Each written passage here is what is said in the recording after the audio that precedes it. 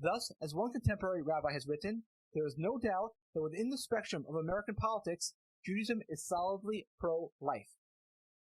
In 2019, I interviewed Abby Johnson, who worked for Planned Parenthood for 8 years and helped abort 22,000 babies.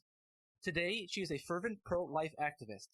In our interview, she told me that Planned Parenthood personnel would take an ultrasound before every abortion to determine how much to charge for the procedure. But they would never show the mother the ultrasound image of her baby, lest she change her mind and decide not to go through with the procedure. The abortion industry in this country doesn't exist to help women whose babies will kill them if they don't abort. It doesn't exist to help women who were raped or who find themselves in other unbearable emergency-like situations. It exists for ordinary women who simply find it inconvenient to have a child. It just doesn't fit into their schedule. And so, they snuff out the life of the child that they themselves helped create.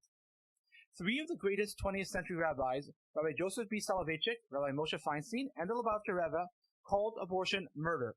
Whether abortion is only murder from an ethical Jewish perspective, or is also murder from a legal Jewish perspective, is really a secondary question, and a relatively unimportant one in the context of the larger debate. Judaism cherishes life.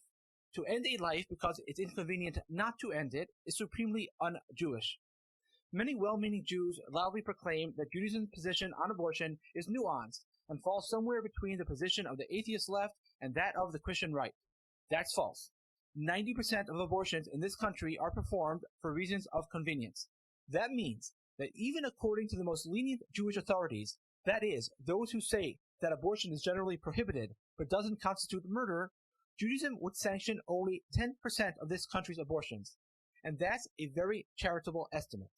Thus, as one contemporary rabbi has written, there is no doubt that within the spectrum of American politics, Judaism is solidly pro-life. We Jews don't discuss abortion very often. Thank God we marry early, and our teenage boys and girls go to separate schools and thus are kept several steps away from the behavior that occasions the abortion question in the first place. Yet, as a Mamlechas Kohanim, we have an obligation to society at large to spread divine values and protect all innocent life. 60 million babies have been aborted in this country in the last 50 years. Somewhere between 90 to 100% of those babies, depending on which Jewish authorities you believe, were killed against God's will.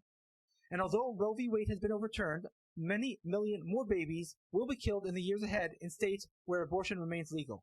We have an obligation to help save these babies. In closing, let me suggest that people watch the films Gosnell and Unplanned. You'll never think about abortion the same way again if you do.